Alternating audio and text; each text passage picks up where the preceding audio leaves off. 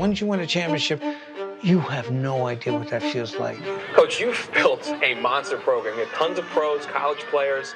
With me, I'm thinking about bigger things, making bigger money. Everything is hard with me if I'm a single parent with them. You understand me? If I have to go to work and I come home and I have to cook. Jake is all about winning. He hates losing. Well, New York City is full of converging cultures and people from all over the globe. A lot of them meet in the middle at MLK High School's soccer program. And Coach Jake is certainly a symbol for that melting pot that is New York City. And he is stirring the pot each season on and off the field. Please join me in welcoming the man himself, Harold, as the winningest high school coach ever, as well as he's also the author of Becoming Coach Jake, a story of overcoming the odds on the soccer field and beyond. Martin Jenkinson, thank you so much for coming in this morning and joining us. Good morning. Good morning. Well, your soccer team certainly has players literally from all over the world, a lot of them from West Africa, speaking many different languages, all from completely different backgrounds. What is the process like when it comes to integrating all these different personalities and all these different young men to really create the winning tradition and culture that you have created? Well, many years ago, I used to say, as a young man, we had raised ourselves. I say it in French, monsieur. So many years ago, it was a little more difficult as we are English as second language learners would have to learn the language. But these days it's gotten quite a bit early as many of the boys have grown up here. And the cultural differences, we unite them.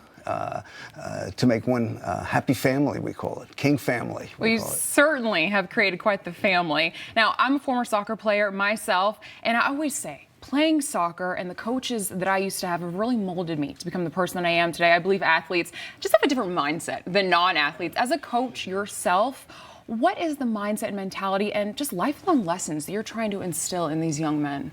I'm just trying to teach them two things. One is that playing soccer can lead to a better life. That one of the things I always believe in, you're in life for two reasons, to learn life's lessons and to help others. And if I can instill that in every player and then make them a winner and know that they have a future in this sport, in this playing for MLK, which 98% graduation rate, hundreds in colleges, and 14 pros came out of the program. That is absolutely incredible. An incredible journey for all of those young men. And you had quite an incredible journey yourself. In your book, you talk about, it's a story of redemption. A former heroin addict, you said that you were penniless, you were homeless, and you've really just changed your life. You've completely turned it around to become the winningest high school coach in history. And you talk about the players on your team. These are not middle-class boys, a lot of them. They're not silver spoon men. A lot of them have social needs. How have you been able to use the struggles in your past to really relate to these players that you're coaching? Well, very much so. These young men have overcome many obstacles in their homes. They have to continue to. I mean, the school generally is a Title I school. 70 to 90% of our kids get free lunches. But the kids on the team, yeah, they have great needs. And I just keep instilling in them, you have a future, work hard, believe in yourselves. And if you keep doing that, many of them do or do not know about my past unless they read the book, which we have in the school library, and I encourage them to. But, I don't run into the problems of drug addiction and drug problems as much when you have an athlete and when you don't have an athlete. I just believe that instill them, the reason to succeed, is to help your family, your work ethic has to be strong. And if you do these things, your life will be better. Well, you just won your 19th championship. Yes. Yeah, you're feeling that one, exactly. Oh, my God, yes. Sorry, maybe I already know the answer to this question because you are such a competitor, but do you still feel like you have something left to prove? How about 20? How about 20? There you go. Never stop. I was asked, is this it? Are you done? And then I get interest. So one producer said, hey, when you're done, let me film you last year. Basically, I'm just going to take a day in a season at a time. And my goal would be to come back and win number 20.